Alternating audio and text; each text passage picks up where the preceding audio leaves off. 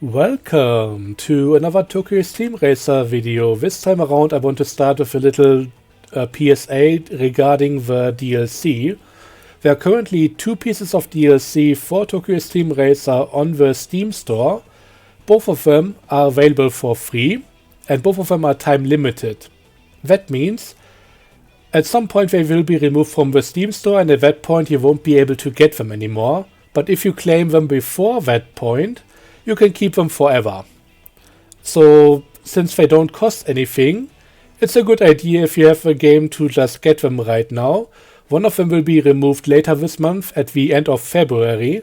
So, better be safe than sorry, get the stuff right now and then you'll be able to keep it forever.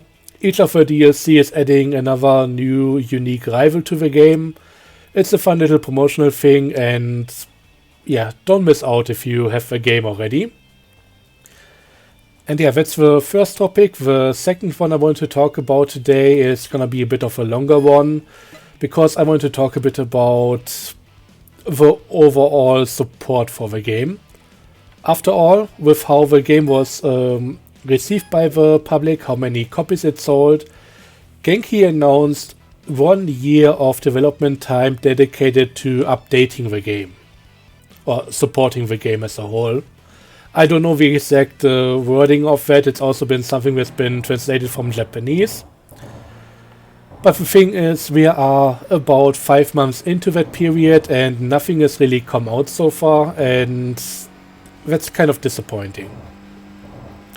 To be fair, they have been working on a PS5 port, and from what I know, ports aren't really that easy or quick to be done. You gotta put in a lot of time and effort to get them to run well and everything. So, I'm glad that more people are going to get their hands on the game, and it's fully understandable that this took some time. But I also was under the impression, or at least was hopeful, that a PS5 port would be happening anyways, and more patches and content would be happening on top of that. But right now, since the full release of the game, we've gotten a few minor patches, very close to the release date of the game, and then also those two little DLCs announced and brought out, but those are really just minor pieces of content.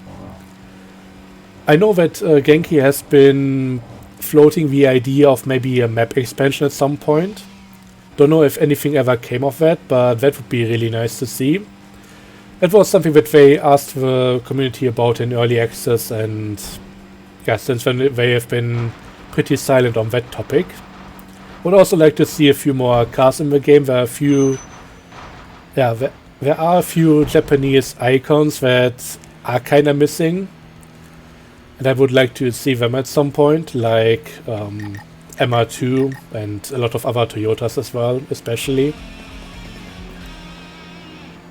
But so far nothing on that front, and that's just a bit disappointing in my opinion.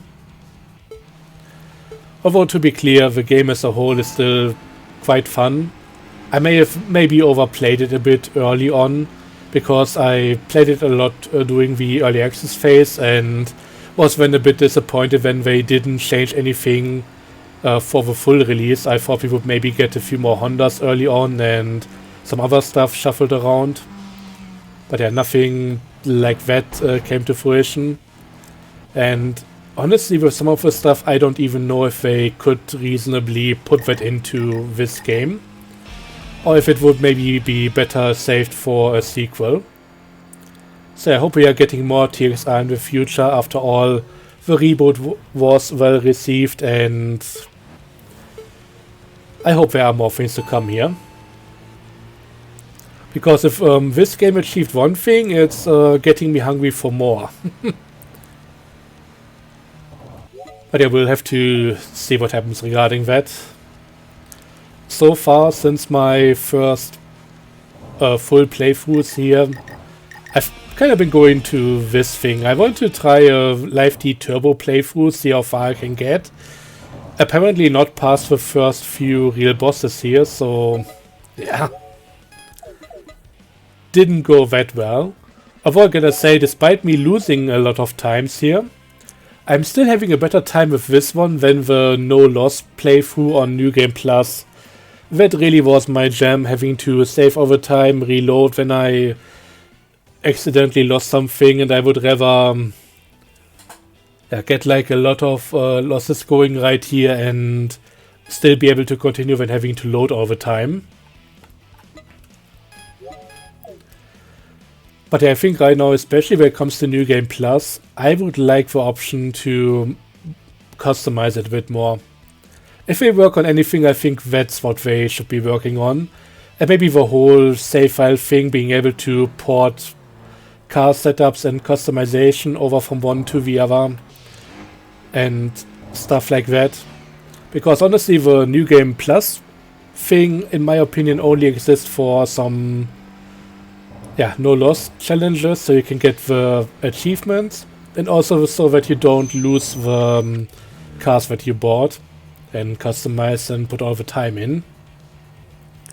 But other than that, for a real playthrough, New Game Plus sucks. Even if you want to limit yourself to similar circumstances to what you can do on regular challenge playthroughs, it's still not the same by a long shot. Because the game doesn't even tell you the kind of things that you should have access to. So if you don't know by heart how long it takes to unlock each tuning part or something, then you're likely going to either undertune or overtune your vehicle, and I just want the ability to choose a starter car from everything available, and then being locked down in terms of money, battle points, and all the unlocks to what the regular playthroughs would offer.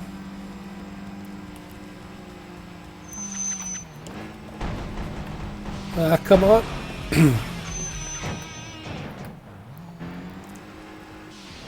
But yeah, as it is with the game right now, stuff like that isn't possible. There might be some mods that allow that. I know there's also one to allow customization on any vehicle, and I should really, if I ever really get into modding this game, that's gonna be one that I'll download for sure. Because stuff like Lexus not being customizable, that just hurts. And also some of the big boss cars, they are so much worse if you buy them and can't upgrade them anymore. Like some of the boss cars, even the last thing that you have to challenge, once you buy it, it's the worst car than what the opponent was driving. But yeah, we'll have to see if devs at some point do something about that themselves, or if we really have to mod the game in order to get all of those options unlocked. But yeah, as it is, I've kind of played my fair share of the game. I've had my fun with it, but unless we get more content, I don't even know if I'm going to be finishing this one, or this playthrough right here. In terms of being able to beat the rivals, it certainly doesn't look that way, so you know what. Maybe I'll try some more times at some point, but for right now, for today, this is gonna be it. So let me know your thoughts and opinions on the matter. What do you think of the game right now? Am I maybe being a bit too harsh about the whole support thing? I don't really think I am, but maybe, I don't know. There's gonna be 1,000 opinions on the whole thing out there. Mine is just one of them. But yeah, that's gonna be it for me for this video. Thanks for watching. I hope you enjoyed, and make sure to claim the DLC if you haven't already. Until next time, as always, have a good one, and bye bye.